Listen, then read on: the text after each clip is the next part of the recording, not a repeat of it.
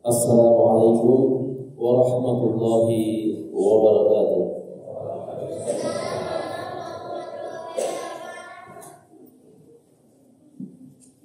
Alhamdulillahilladzi amtanna ala ibadihil mu'minin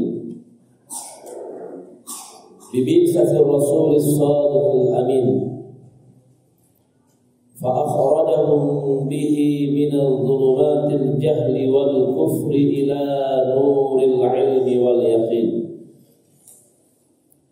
وأخبرهم على لسانه بما كان وما يكون فمن آمن به وبما جاء به فهو من المهتدين ومن كان في ريب مما صح عنه فهو من الضالين وأشهد أن لا إله إلا الله وحده لا شريك له له الحق المبين وأشهد أن محمدا عبده ورسوله الذي ترك أمته على منهج الواضح المستبين Amma ba'd. Para jamaah sekalian, semoga Allah Subhanahu wa taala senantiasa menjaga kita sekalian. Alhamdulillah, kita bersyukur kepada Allah Subhanahu wa taala karena Dialah yang telah memberikan nikmat yang begitu banyak kepada kita sehingga lisan kita harus selalu memujinya dan selalu bersyukur terhadap apa yang Allah Subhanahu wa taala berikan kepada kita sekalian. Dan kita bersyukur kepada Allah Subhanahu wa taala karena pada kesempatan kali ini kita diizinkan oleh Allah Subhanahu wa taala bertemu di Masjid Al-Istiqlal ini, Tambun. Dan kita bersyukur kepada Allah Subhanahu wa taala karena pada malam ini kita membaca matan dari ulama Islam yang telah mengajarkan kepada kita sekalian tentang agama yang benar, jalan yang lurus. Mudah-mudahan Allah Subhanahu wa taala senantiasa memberikan kepada kita sekalian hidayah dan taufik sehingga kita selalu semangat dalam mempelajari agama Allah Subhanahu wa taala. Para jamaah sekalian, pada malam ini insyaallah kita akan membaca matan Lamiyah Syekh Islam Ibnu Taimiyah, dan saya jelaskan sedikit dari matan tersebut. Matan Lamiyah Syekhul Islam, kenapa dikatakan matan Lamiyah? Dia memberikan nama Lamiyah karena di matan ini itu diakhiri dengan huruf lam. Ya sa'ili al-madhhabi wa aqidati ruzqal huda man lil hidayati yas'alu. Lam akhirnya. Isma' kalama muhaqqiqin fi qawlihi la yanthani anhu wa la yatabaddalu. Diakhiri dengan lam dan seterusnya. Hubbus sahabati kullihim li madhhab wa mawaddatul qurba biha atawassalu. Matan ini itu sangat indah kalau kita hafal. Daripada kita menghafal hal-hal yang tidak bermanfaat, apalagi menghafal lagu-lagu, kita menghafal matan Lamiyah Syekhul Islam Ibnu Taimiyah. Setiap pertemuan kita akan membahas satu bait atau dua bait, kemudian kita hafal, dan pertemuan berikutnya dihafal. Pertemuan berikutnya dihafal karena ini sangat mudah. Dihafal sangat mudah karena tidak langsung sekaligus, tapi hanya satu bait atau dua bait kita bisa hafal.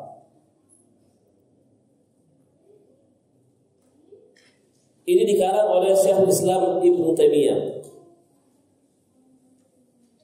Syekhul Islam namanya adalah Ahmad bin Abdul Halim bin Abdul Salam bin Abdullah bin Muhammad bin Al-Khidr bin Ali bin Abdullah bin Taimiyah Al-Harani. Saya ulang, namanya Ahmad bin Abdul Salam, Ahmad bin Abdul Halim bin Abdul Salam bin Abdullah bin Muhammad bin Al-Khidr bin Ali bin Abdullah bin Taimiyah Al-Harani. Kunyahnya adalah Abul Abbas. Kunyah Syekhul Islam Ibnu Taimiyah adalah Abul Abbas. Jadi namanya Syekhul Islam Ibnu Taimiyah yaitu Ahmad. Tapi dia dipanggil bukan nama aslinya, tetapi Taimiyah. Kemudian beliau lahir pada tahun 661 Hijriah. Lahir pada tahun 661 Hijriah dan meninggal dunia pada tahun 728 Hijriah. Meninggal dunia pada tahun 728 Hijriah. Jadi umurnya Syekhul Islam Ibnu Taimiyah itu 67 tahun. Umurnya ada 67 tahun. Syekhul Islam Ibnu Taimiyah memiliki karya yang sangat banyak, memiliki tulisan yang sangat banyak, dan karya beliau yang paling besar adalah Majmu' Fatawa. Majmu' Fatawa yang beliau karang tulis di dalam penjara. Ketika Syekhul Islam Ibnu Taimiyah di penjara, maka Syekhul Islam sedikit agak sedih atau lemah. Kemudian dalam satu penjara ada seseorang yang kerjaannya merampok, kemudian ditangkap. Lalu orang ini dia berkata, "Wahai Ibnu Taimiyah, saya masuk dalam penjara ini karena saya melakukan banyak dosa. Tetapi saya tetap bersemangat. Apalagi engkau masuk penjara karena menegakkan kebenaran. Karena engkau menegakkan kebenaran, maka pantaslah engkau selalu bersemangat dalam membela agama Allah Subhanahu wa taala." Maka dari situlah Syekhul Islam Ibnu Taimiyah memiliki semangat. Orang yang seperti ini, yang dia masuk penjara karena dosa yang dia lakukan, memberikan nasihat kepada saya agar saya selalu semangat dalam memperjuangkan apa yang telah saya yakini. Maka disitulah dia menulis Fatwa Majmu' Fatawa. Dan salah satu di antara tulisan beliau, dan ini sangat pendek sekali, makanya disebut matan, yaitu matan Lamiyah Syekhul Islam Ibnu Taimiyah. Beliau memulai bait dari sini, "Ya sa'ili an madhhabi wa aqidati." Wahai yang bertanya tentang madhabku dan akidahku. Ruziqal huda man lil hidayati yas'alu. Semoga dikaruniakan hidayah bagi siapa yang bertanya tentang hidayah. Nah, di sini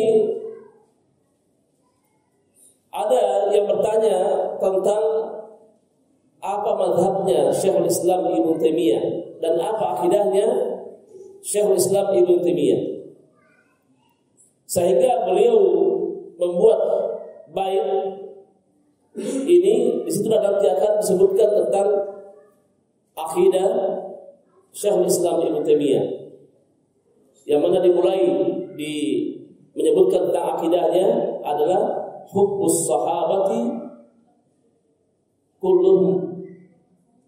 kullihim li madhhabu. Mencintai para sahabat semuanya itu adalah madhabku. Ya sa'ili, wahai orang yang bertanya tentang madhabku. Madhab daripada Syekhul Islam Ibnu Taimiyah adalah Hambali, ya, Hambali. Namun Syekhul Islam Ibnu Taimiyah tidak ta'assub atau taklid dengan mazhab yang dia tekuni, yaitu mazhab Hambali. Dia tetap mengikuti dalil Al-Quran dan sunnah Nabi yang mulia alaihi salatu wassalam. Sehingga orang yang bertanya tentang mazhabnya yakin bahwa mazhab beliau adalah mazhab Hambali. Apakah seseorang diperbolehkan bermazhab? Apakah seseorang wajib untuk bermazhab? Maka ulama menjelaskan bahwasanya tidak wajib bermazhab. Namun apabila kita mengikuti satu mazhab, itu adalah untuk memudahkan kita untuk mengetahui satu perkara. Kalau seorang dia mazhabnya Hambali, boleh, tapi tidak wajib bermazhab, tapi boleh. Karena dengan kita memiliki atau berpegang kepada satu mazhab, itu akan memudahkan kita untuk mempelajari agama Allah Subhanahu wa taala atau mengambil istinbat hukum. Kalau seorang dia mempelajari satu mazhab,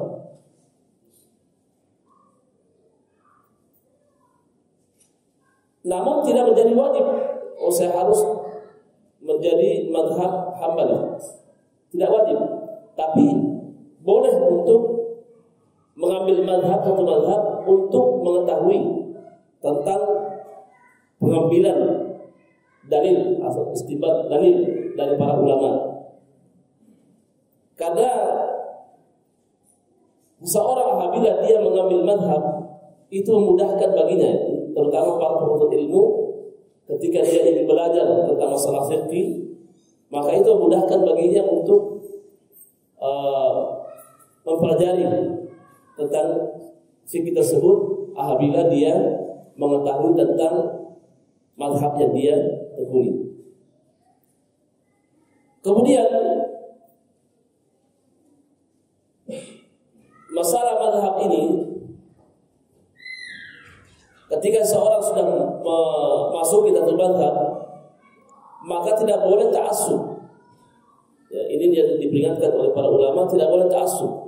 Boleh kita bermazhab, tapi tidak boleh ta'assub, karena ta'assub kita kepada Al-Quran dan sunnah Nabi yang mulia alaihi salatu wassalam. Karena semua mazhab, ya, kita harus menghormati dan memuliakan mereka, karena mereka semuanya adalah berakidah salaf. Semua akidahnya adalah mengajak untuk beribadah kepada Allah Subhanahu wa taala dan mengingkari segala kesyirikan bagaimanapun bentuknya.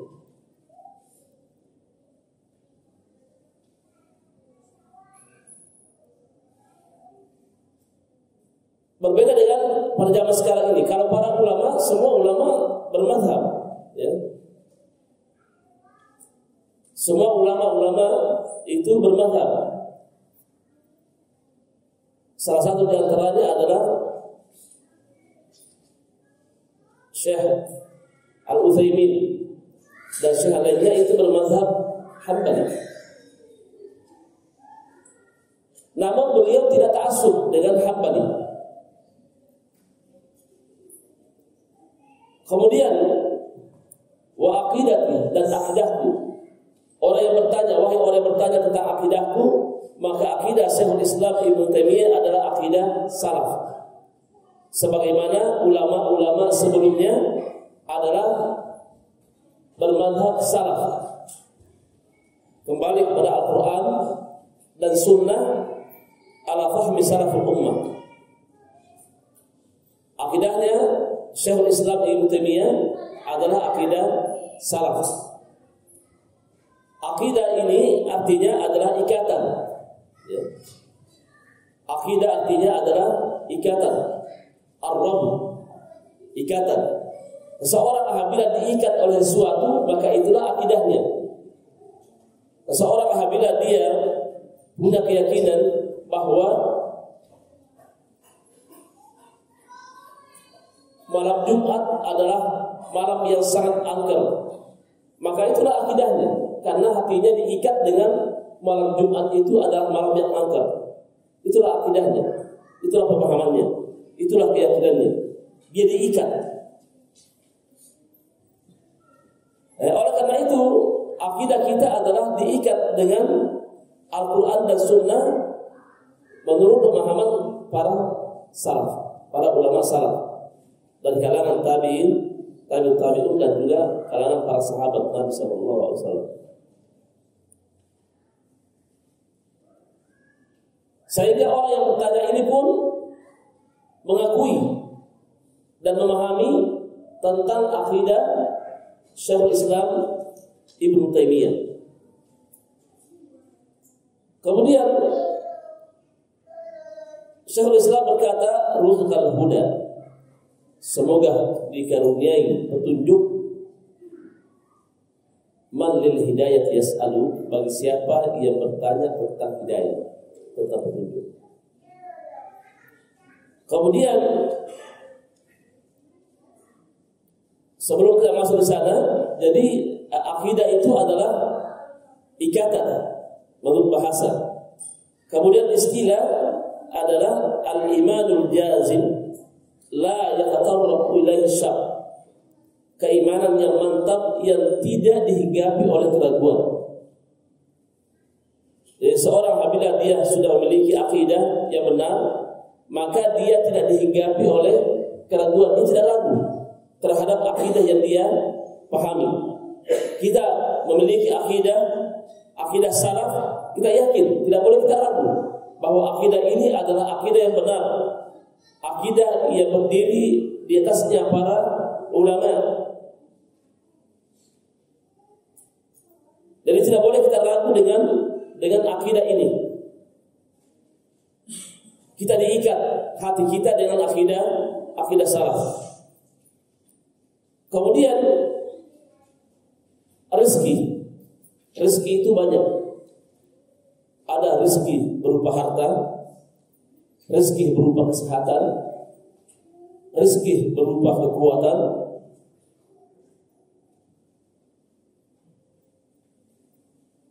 banyak sekali tentang rezeki. Tetapi yang dimaksud oleh Syekhul Islam Ibnu Taimiyah di sini adalah rezeki tentang masalah hidayah. Oleh karena itu, rezeki terbagi dua. Rezeki yang secara umum, rezeki yang secara umum artinya Allah Subhanahu wa taala memberikan rezeki kepada seluruh makhluknya. Allah Subhanahu wa taala memberikan rezeki kepada seluruh manusia. Allah Subhanahu wa taala memberikan rezeki berupa udara, makanan, minuman. Allah Subhanahu wa taala memberikan semuanya ini kepada orang-orang kafir dan juga kepada orang-orang yang beriman. Allah Subhanahu wa taala memberikan semuanya. Orang-orang kafir menghirup udara Allah Subhanahu wa taala. Orang muslim menghirup udara Allah Subhanahu wa taala.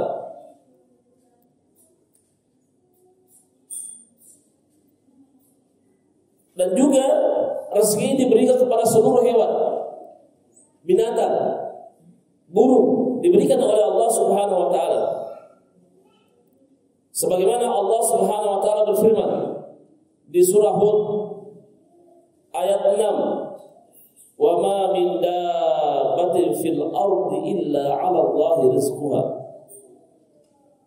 Dan tidak ada yang melata di permukaan bumi ini kecuali Allah Subhanahu wa taala berikan rezekinya.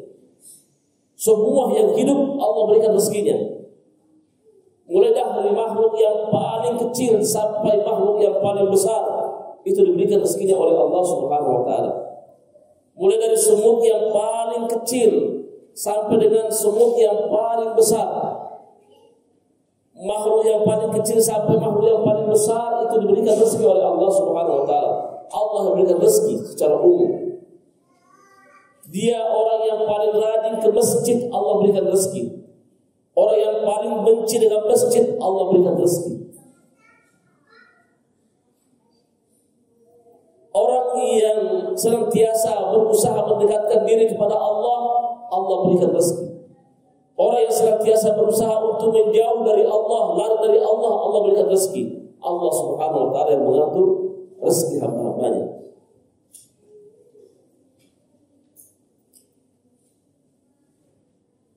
Kemudian rezeki yang kedua adalah rezeki yang khusus.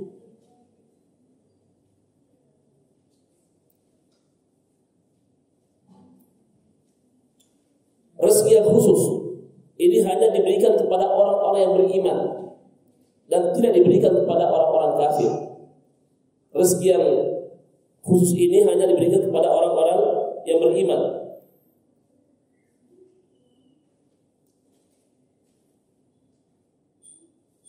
Allah Subhanahu wa taala memberikan rezeki kepada orang-orang yang beriman dengan hati yang dipenuhi dengan ilmu, dengan keimanan.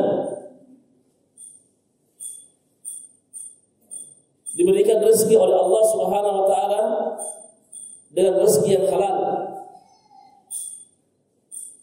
Ini hanya orang-orang yang beriman saja yang Allah Subhanahu wa taala berikan padanya. Iman hanya diberikan oleh Allah Subhanahu wa taala kepada orang-orang yang beriman. Allah tidak berikan kepada orang-orang kafir.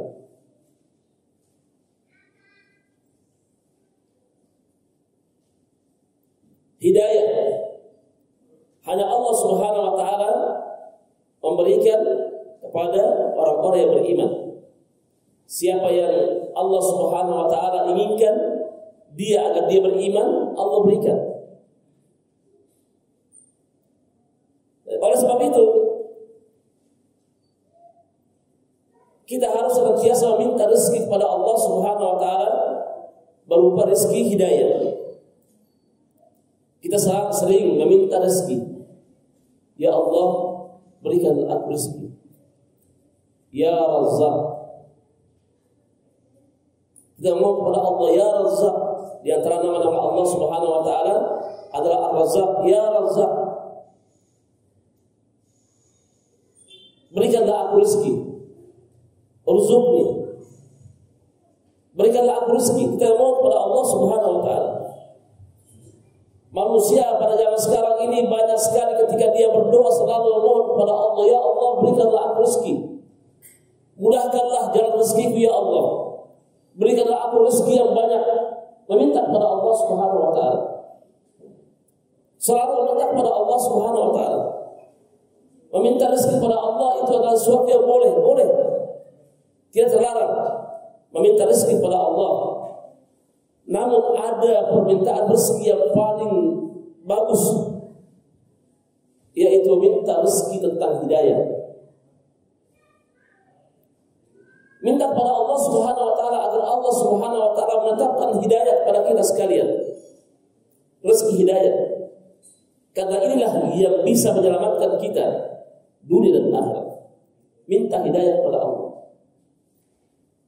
Ya Allah, bukalah hatiku untuk menerima petunjuk-Mu. Ya Allah, bukalah hatiku untuk menerima Al-Quran, menerima sunnah Nabi-Mu. Ya Allah, bukalah hatiku untuk meniti jalan Al-Quran dan sunnah menurut pemahaman para sahabat. Minta kepada Allah rezeki hidayah. Namun sangat disayangkan kaum muslimin tidak pernah minta hidayah kecuali yang dirahmati oleh Allah Subhanahu wa taala. Mereka hanya selalu minta rezeki. Allah yang mengatur rezeki hamba-hambanya. Allah Subhanahu wa taala yang mengatur rezeki siapa? Rezeki hambanya. Manusia ada yang bekerja setiap hari mulai dari jam 6 sampai maghrib. Allah berikan rezeki sekian. Ada juga orang yang bekerja dari jam 6 sampai duhur, Allah berikan rezeki. Ada juga orang yang bekerja dari jam 6 sampai jam 8, Allah berikan rezeki. Dan berbeda-beda yang dia dapatkan. Siapakah yang mengatur itu? Allah Subhanahu wa taala. Bahkan ada orang yang bekerja dalam waktu singkat, namun mereka mendapatkan yang sangat banyak. Allah yang mengatur. Ada yang bekerja yang sangat panjang waktunya, namun dia mendapatkan sedikit. Allah yang mengatur. Allah yang membentangkan rezeki ini, yang mengatur rezeki ini.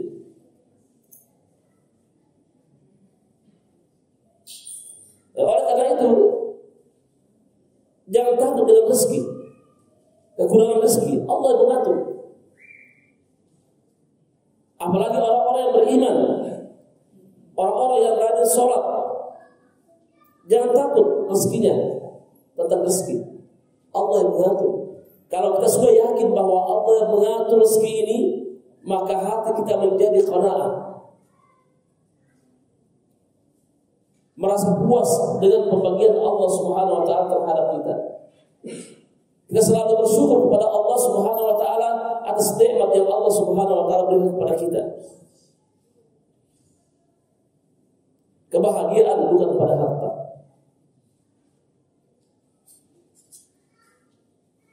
Akan tetapi seseorang dia harus berusaha untuk mencari rezeki. Tidak boleh hanya berdoa, ya Allah berikan rezeki, lalu duduk. Tidak mau berusaha. Ini orang yang dia meminta kepada Allah, namun dia tidak mengambil sebab-sebab datangnya rezeki.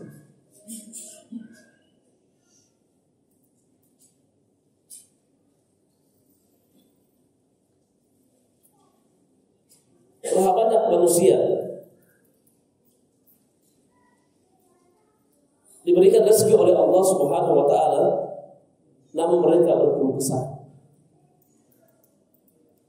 Berkeluh kesah dengan rezeki karena dia mendapatkan sedikit, sementara yang ini mendapatkan yang banyak. Itulah sebabnya muncul banyak iri hasad di dalam jiwa seseorang karena dia tidak meyakini dengan baik dan dia tidak bertawakal kepada Allah Subhanahu wa taala tentang rezeki. Kalau dia meyakini dengan baik bahwa Allah yang mengatur rezeki, maka dia senantiasa jiwanya selalu bersyukur kepada Allah, selalu qanaah terhadap pembagian Allah Subhanahu wa taala. Seandainya berapa banyak orang yang diberikan oleh Allah Subhanahu wa taala kekayaan, namun dengan kekayaan dia ini dia pakai untuk berbuat maksiat kepada Allah Subhanahu wa taala.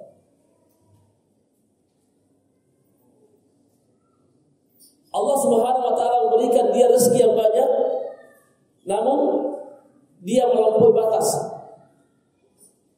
Maka Allah Subhanahu wa taala menginginkan orang ini agar dia diberikan yang pas-pas saja. Karena kalau diberikan dia pas-pas, dia selalu bersyukur kepada Allah Subhanahu wa taala. Kalau diberikan orang ini, kalau diberikan rezeki yang banyak, dia melampaui batas. Ada juga orang yang diberikan rezeki oleh Allah sedikit, namun apabila dia diberikan oleh Allah Subhanahu wa taala, tadi diberikan rezeki yang banyak, dia melampaui batas, maka diberikan oleh Allah sedikit. Ada juga orang yang dia tidak diberikan harta yang banyak,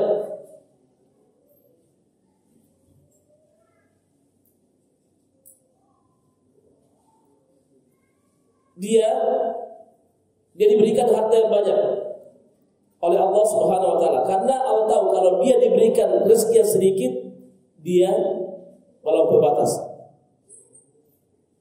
Jadi ada orang diberikan harta yang banyak, karena kalau diberikan rezeki yang sedikit, dia melampaui batas. Dia miskin, dia kufur kepada Allah.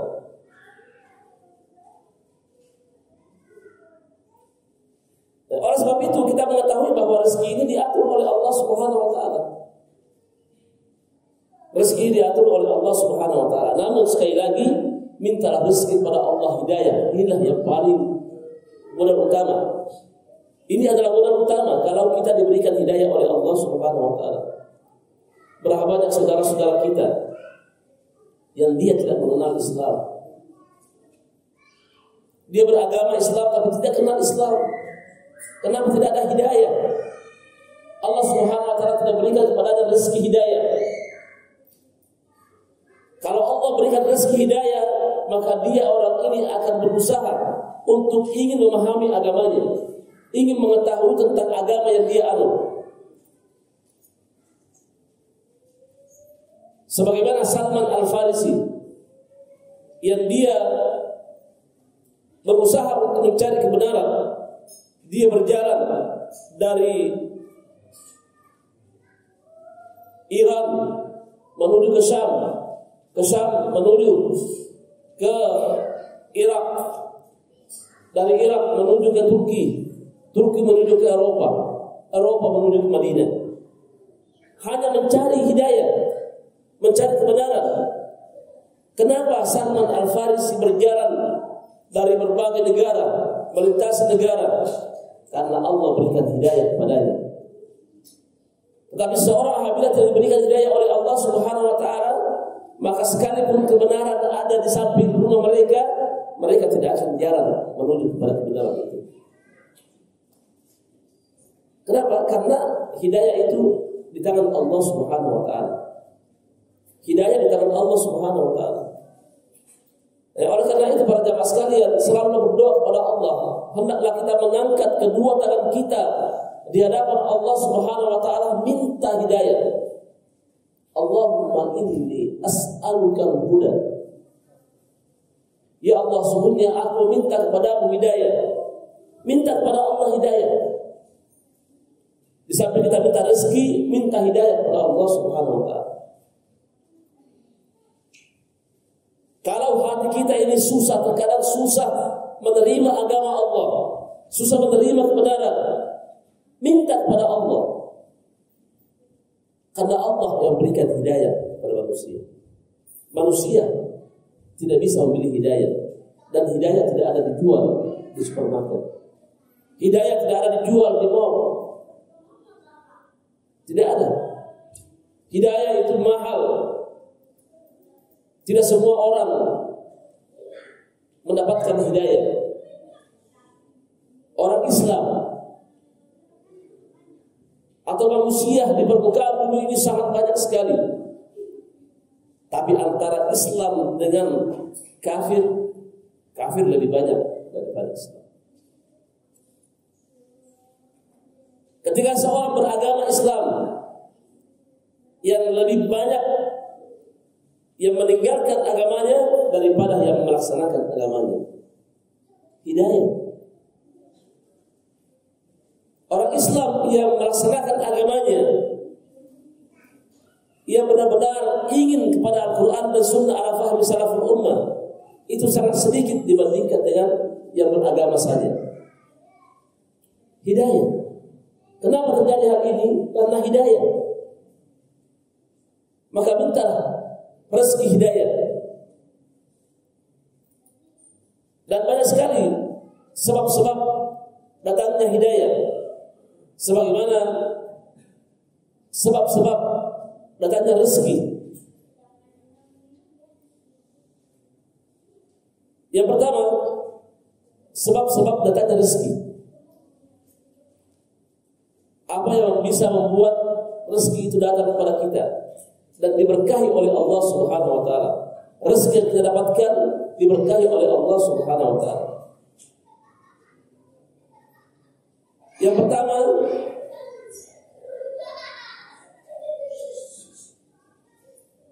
mendekatkan diri kepada Allah Subhanahu wa taala. At-taqarrub ilallah, mendekatkan diri kepada Allah Subhanahu wa taala dengan melaksanakan ketaatan. Mendekatkan diri kepada Allah dengan melaksanakan ketaatan. Seseorang apabila dia mendekatkan diri kepada Allah atau dia bertakwa kepada Allah Subhanahu wa taala dengan melaksanakan perintah-perintah Allah, melaksanakan ketaatan, meninggalkan larangan-larangan Allah Subhanahu wa taala, meninggalkan maksiat, maka ini adalah sebab Allah Subhanahu wa taala memberikan rezeki kepada kita dengan rezeki yang diberkahi oleh Allah Subhanahu wa taala. Bukan hanya sekedar rezeki, tapi rezeki yang diberkahi oleh Allah Subhanahu wa taala. Orang yang bertakwa kepada Allah Subhanahu wa taala selalu melaksanakan ketaatan, meninggalkan larangan Allah, melaksanakan perintah Allah Subhanahu wa taala, menjauhi maksiat, maka dia diberikan rezeki oleh Allah, rezeki yang diberkahi. Orang kafir diberikan rezeki oleh Allah, namun rezeki yang tidak diberkahi oleh Allah Subhanahu wa taala. Ya, oleh sebab itu hendaklah kita senantiasa berusaha dan kita yakin bahwa apabila kita dekat dengan Allah, selalu melaksanakan perintah Allah, ketahuilah bahwa ini adalah sebab jalan Allah memudahkan jalan rezeki kita. Allah memudahkan jalan rezeki kita. Ya, oleh karena itu jangan takut kalau kita mendekatkan diri kepada Allah. Apakah itu dengan menuntut ilmu, dengan sholat berjamaah di masjid, dengan yang lainnya, jangan takut dengan rezeki. Allah berikan rezeki kepada kita. Allah berjanji bagi siapa yang beriman dan bertakwa kepada Allah, Allah berikan rezekinya. Allah bukakan rezekinya. Cuma ada yang banyak, ada yang sedikit. Dan perjalanan hidup manusia kita tidak tahu.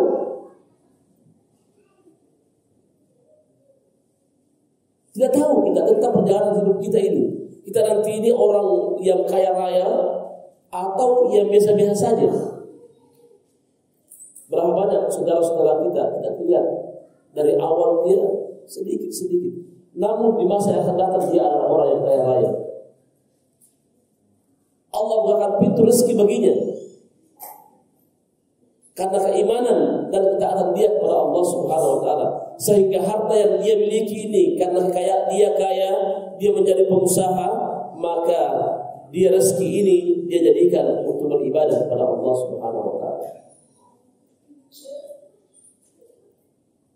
Kemudian yang kedua, at-tawakkul 'ala Allah fi jami'il umur. Bertawakal kepada Allah dalam semua urusan.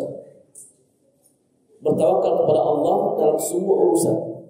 Urusan apa saja kita harus menyandarkan diri kepada Allah, menyerahkan diri kepada Allah, termasuk rezeki ini kita serahkan kepada Allah Subhanahu wa taala. Karena Allahu yabtul rizqa liman yasha. Allah yang meletakkan rezeki kepada siapa yang dikehendakinya. Serahkan rezeki ini kepada Allah.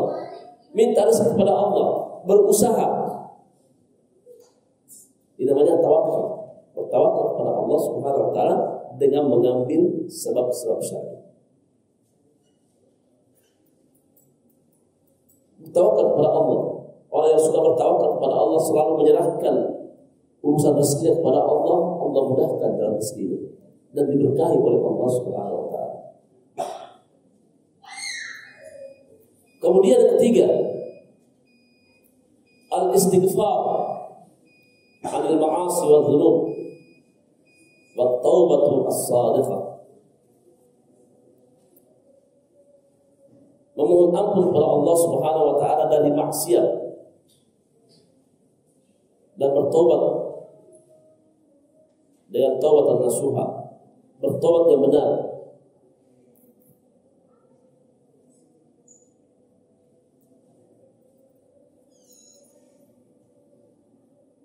Seorang apabila dia selalu istighfar kepada Allah Subhanahu wa taala, maka Allah Subhanahu wa taala memudahkan rezekinya. Siapa yang bertobat kepada Allah Subhanahu wa taala, maka Allah Subhanahu wa taala mudahkan rezekinya. Orang yang selalu beristighfar, memohon ampun kepada Allah, sekali lagi Allah mudahkan jalan rezekinya. Sampai sini insyaallah kita lanjutkan setelah salat Isya. Subhanakallahumma wa bihamdika asyhadu an la ilaha illa anta astaghfiruka wa atubu ilaik. Assalamualaikum warahmatullahi wabarakatuh.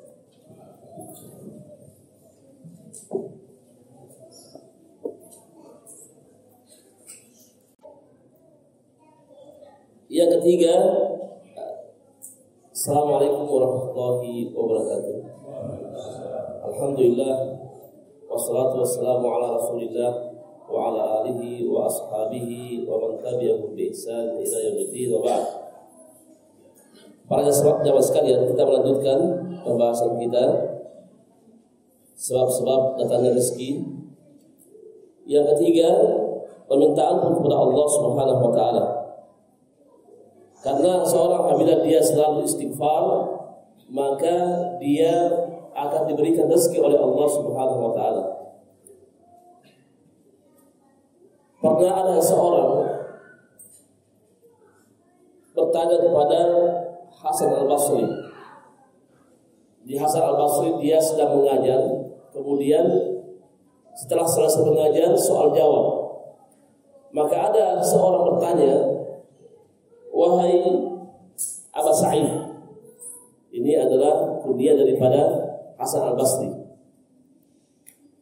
Saya menikah sudah bertahun-tahun, tapi saya belum diberikan rezeki oleh Allah Subhanahu wa taala seorang anak. Maka apa jawaban Hasan al-Basri? Banyak istighfar. Jawaban ulama Hasan al-Basri, banyak istighfar. Kemudian ada lagi orang angkat tangan, ya Aba Sa'id,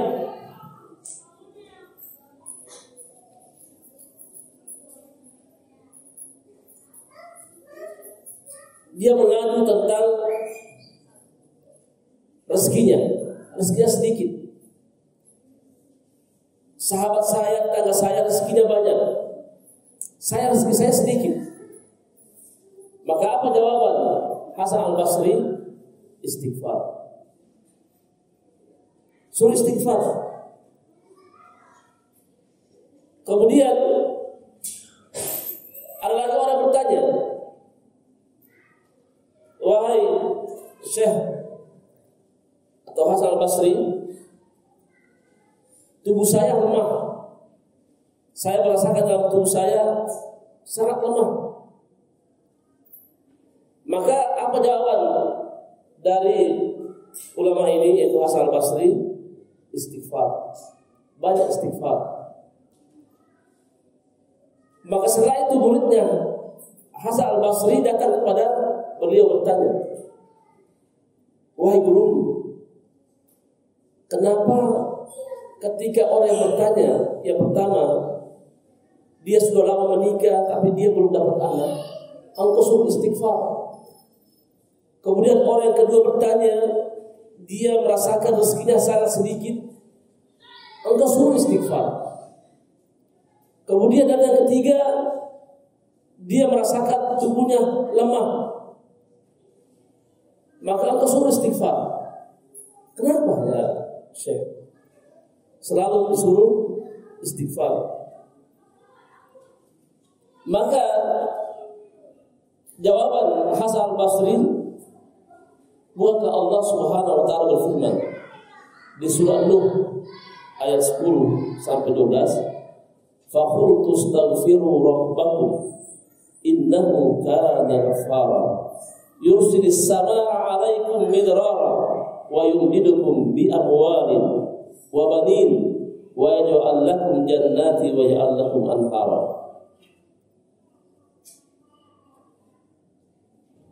Maka aku katakan kepada mereka, mohon ampunlah kepada Tuhanmu, sesungguhnya Dialah yang Maha Pengampun. Niscaya Dia akan mengirimkan hujan lebat kepadamu dan membanyakkan harta dan anak-anakmu, dan mengadakan untukmu kebun-kebun, dan mengadakan di dalamnya sungai-sungai. Nah, dari ayat ini bahwasanya orang yang istighfar, Allah Subhanahu wa taala berikan rezeki. Ya. Dan Allah Subhanahu wa taala berikan anak. Allah Subhanahu wa taala mengirimkan hujan. Itu rezeki. Dengan hujan ini tumbuhlah tumbuh-tumbuhan. Tanam-tanaman menjadi subur.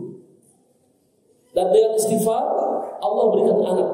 Nah, ini alasan Hasan al-Basri bahwasanya penanya pertama dan yang kedua dengan ayat ini. Kemudian penanya yang ketiga, dia membacakan surah Hud ayat 52, "Istaghfiru rabbakum tsumma tubu ilaihi yursilis samaa'a 'alaikum midrara wa yazidkum quwwatan ila quwwah." Minta ampunlah kepada Tuhanmu dan bertobatlah kepadanya, Dialah yang mengirim hujan lebat kepada kalian dan menambahkan kepada kalian kekuatan di atas kekuatan. Jadi kalau tubuh kita lemah, istighfar, maka Allah Subhanahu wa taala memberikan kepada kita kekuatan. Nah, inilah jawaban Hasan al-Basri, bahwasanya segala sesuatu kalau kita ingin diberikan rezeki oleh Allah, banyak istighfar, banyak bertobat kepada Allah Subhanahu wa taala. Karena kita ini hidup banyak sekali dosa dan maksiat yang kita lakukan, maka kita berengi dengan banyak istighfar. Sehingga kalau ada seorang yang sudah menikah lama belum punya anak, dianjurkan untuk banyak istighfar.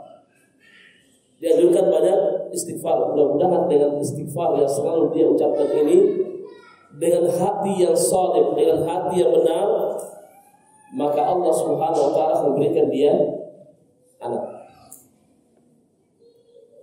Kemudian keempat, silaturahim. Seorang apabila dia suka bersilaturahim dengan keluarganya, dengan orang tuanya, dengan kakaknya, dengan adiknya, tantenya, omnya, sepupunya, maka ini akan atau jalan atau sebab Allah Subhanahu wa taala berikan rezeki kepada kita. Ya, oleh sebab itu jangan kita malas untuk bersilaturahim dengan keluarga. Karena bersilaturahim dengan keluarga adalah sebab Allah Subhanahu wa taala memberikan rezeki kepada kita.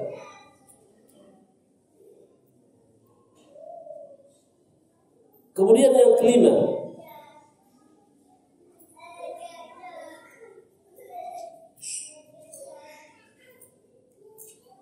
membiasakan lisan untuk banyak mengucapkan alhamdulillah.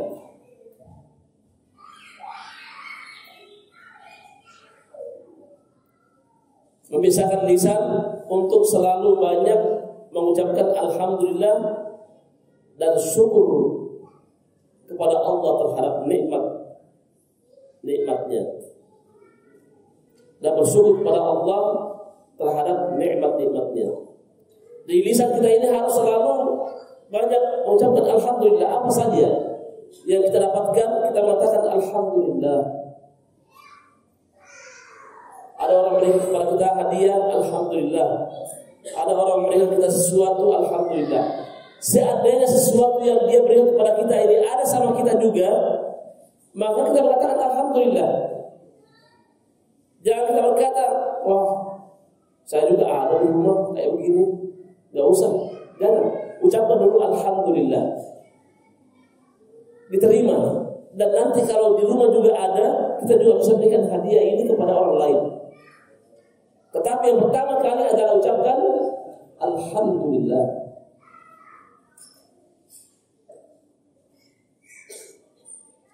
Makanya Nabi SAW menyuruh para sahabatnya apabila dia memasak, maka menyuruh untuk memperbanyak kuahnya, airnya. Kemudian diberikan hadiah itu kepada tetangganya. Sebagai tanda syukur dia kepada Allah Subhanahu wa taala.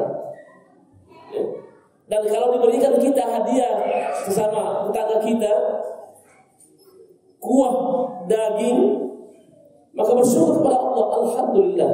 Sekalipun kita tidak suka kalau cuma kuahnya, maunya dagingnya juga ada. Tapi yang pertama kali kita ucapkan adalah alhamdulillah. Apakah dagingnya ada? Boleh kita seperti ini, atau boleh kita ambil, kita minum. Yang jelas kita selalu memulai ucapan ini dengan alhamdulillah. Kita bersyukur kepada Allah Subhanahu wa taala atas nikmat yang Allah Subhanahu wa taala berikan kepada kita. Selalu mengucapkan alhamdulillah. Kalau kita selalu mengucapkan alhamdulillah setiap hal, maka buat hati ini selalu tenang, membuat hati ini selalu terasa indah. Hidup ini terasa indah karena dibarengi, diliputi dengan kalimat alhamdulillah. Kemudian yang keenam,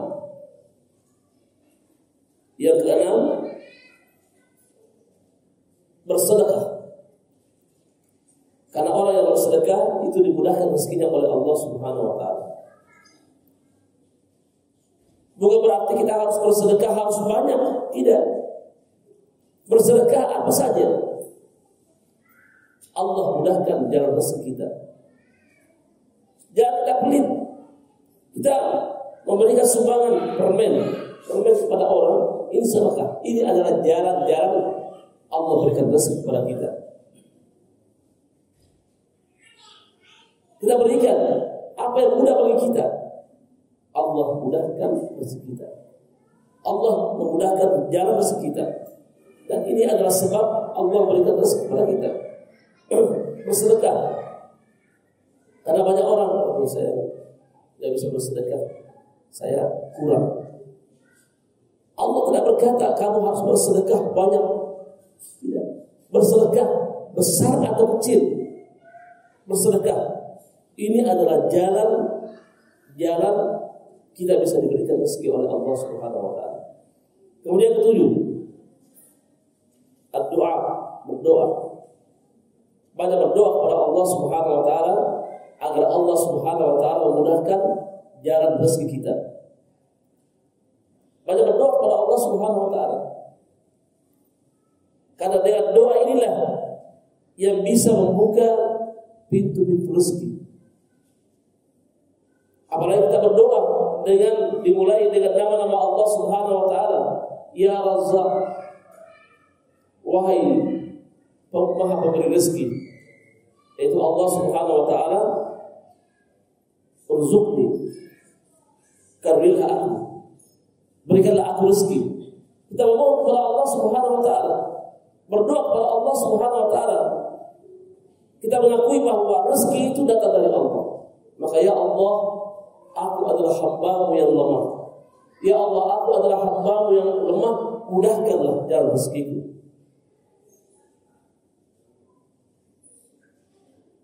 Nah, inilah beberapa sebab rezeki itu datang. Kemudian sebab-sebab datangnya hidayah juga itu banyak. Sebab-sebab datangnya hidayah itu banyak sekali. Di antaranya adalah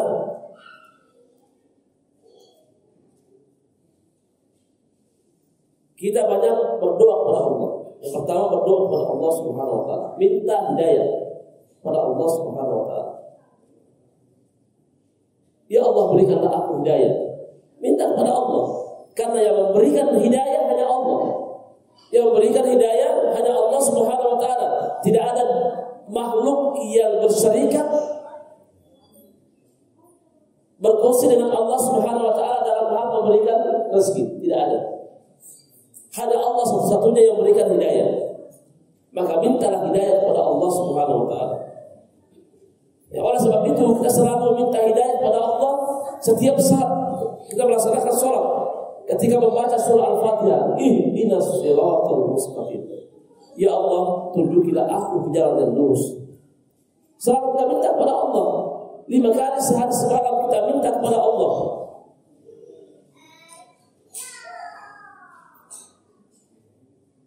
Minta hidayah kepada Allah Subhanahu wa taala. Kemudian yang kedua, jalan-jalan dekatnya hidayah menuntut ilmu. Rajin untuk menuntut ilmu. Karena dengan menuntut ilmu ini adalah mendekatkan diri kita kepada hidayah. Minta. Karena dengan ilmu inilah akan memperkenalkan kita tentang hidayah Allah Subhanahu wa taala. Dengan belajar kita tahu mana benar, mana salah. Mana jalan benar, mana jalan salah. Belajar. Dan di tempat kita sini banyak, Masya Allah, banyak ustaz. Bertanya kepada mereka, belajar kepada mereka. Ada Ustaz Musa, ada Ustaz Bima. Bertanya kepada mereka, belajar kepada mereka. Alhamdulillah, ini adalah kesempatan buat kita untuk belajar.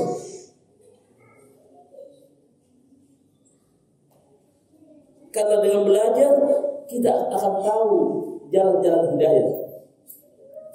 Akan menguatkan keimanan kita ketika kita belajar.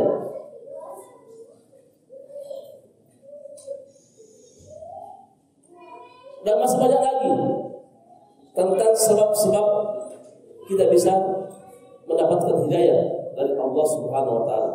Tetapi yang paling hebat ini adalah berdoa dan menuntut ilmu. Ini adalah jalan yang paling hebat untuk mendapatkan hidayah Allah Subhanahu wa taala.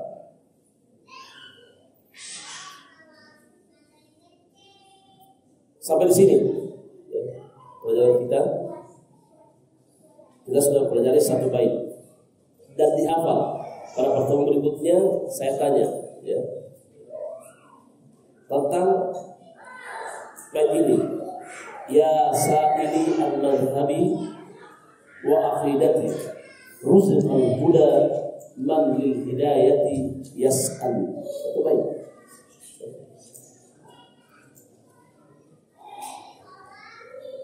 Sekarang kita masuk, dan sebelum kita masuk soal jawab, saya ingin merojaah dari pelajaran yang kita pelajari pada pertemuan ini. Siapa yang bisa jawab, silahkan dijawab. Siapakah kunyah Syekhul Islam Ibnu Taimiyah? Abu Abbas.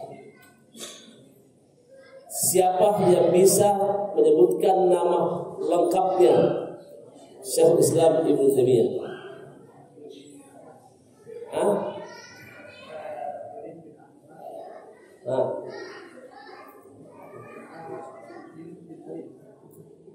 Siapa namanya? Ahmad bin Halil. Siapa yang hafal? Siapa yang tulis tadi?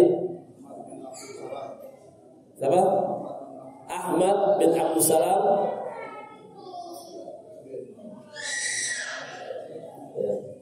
Siapa yang nulis tadi?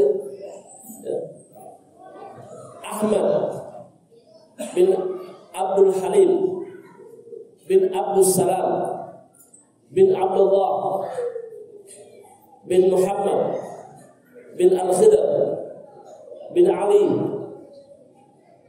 bin Muhammad bin Abdullah bin Taimiyah Al-Harani.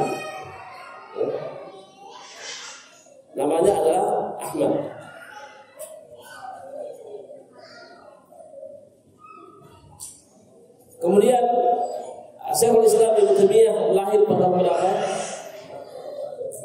601. Meninggal dunia pada tahun berapa?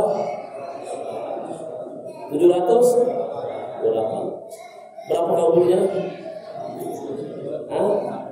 67. Ya. Di manakah Syekhul Islam menulis kitabnya Majmu' Fatawa? Di dalam penjara. Ya. Kita mengenal sedikit tentang Syekhul Islam Ibnu Taimiyah. Apakah mazhabnya Syekhul Islam Ibnu Taimiyah? Hambali. Ya. Apa akidahnya Syekhul Islam Ibnu Taimiyah? Akidah salaf. Akidah salaf.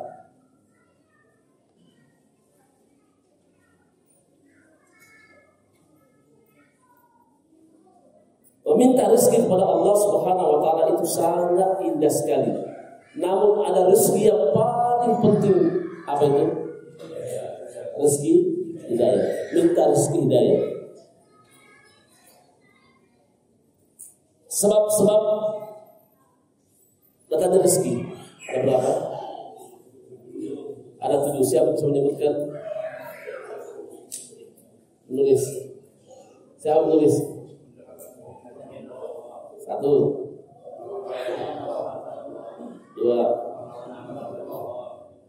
3, Ibrahim 5, 6, 7. Masya Allah. Tulisannya ini disimpan yang baik ya. Jangan hari ini dibaca, besok dijadikan sebagai pembungkus kacang. Jangan. Ya.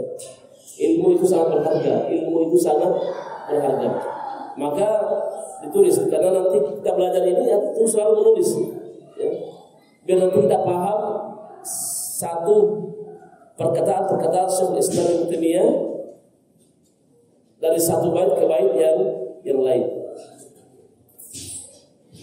Sebab tentang hidayah apa? Berdoa untuk ilmu dan yang lainnya. Kemudian ada orang yang bertanya tentang saya sudah menikah bertahun-tahun belum punya anak. Dia bertanya kepada siapa? Hasan Al-Basri. Siapa yang bisa menceritakan tentang kisah orang yang bertanya ini? Apa saja yang ditanyakan muridnya kepada Hasan Al-Basri? Pertama, saya sudah lama menikah tapi belum dikaruniai anak. Apa jawaban Syekh? Banyak istighfar. Kemudian kedua,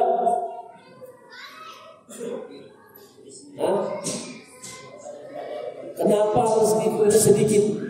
Ya. Kenapa rezeki saya ini sempit? Apa jawaban Syekh? Banyak istighfar.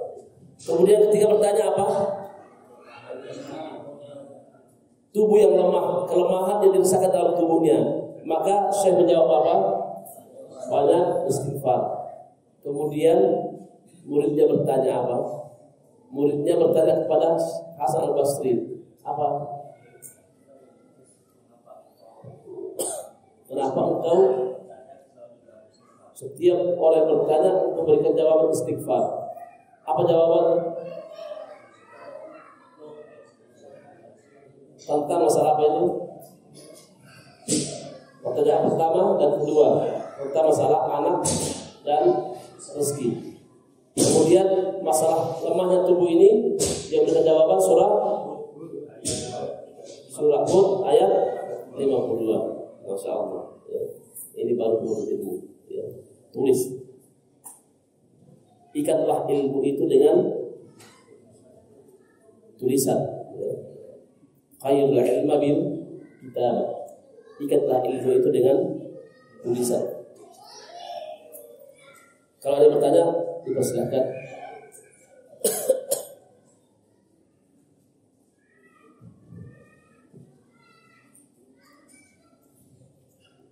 Silakan bertanya.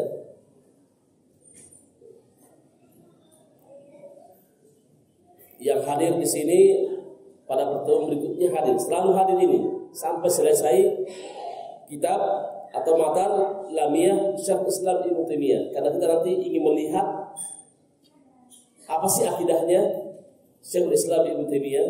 Insyaallah nanti kita akan bahas sampai selesai. Oleh karena itu diharapkan kepada semuanya untuk selalu hadir dan dihafal ya sedikit-sedikit. Satu bulan satu bait ya. Kalau 1 bulan enggak hafal, waduh. Ya sa'ili al-madhabi wa aqidati rusukal huda man bil hidayati yas'al. Pendek. 1 bulan karena kita di sini sekali sebulan. Nanti kita akan hafal ya. Bagi yang hafal nanti sampai selesai saya kasih hadiah. Yang hafal sampai selesai dapat hadiah. Makan sampai apa Pak Yunus? Berdoa kepada Allah ya. Kepada Allah ya. Karena Allah yang memberikan rezeki ya. Kalau tidak ada pertanyaan, kita cukup sampai sini. Silakan.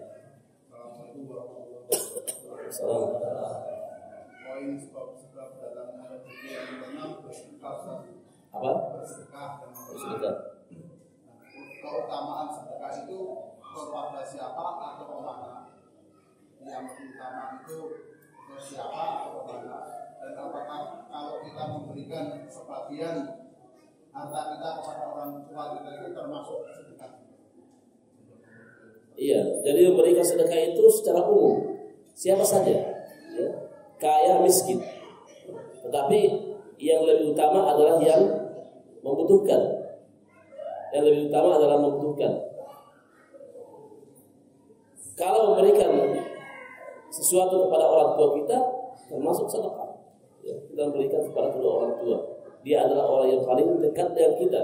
Ya. Dalam Al-Quran disebutkan bahwasanya berikanlah sedekah itu kepada keluarga yang paling dekat. Termasuk orang tua adalah yang paling dekat dengan kita. Ya. Silakan yang lainnya.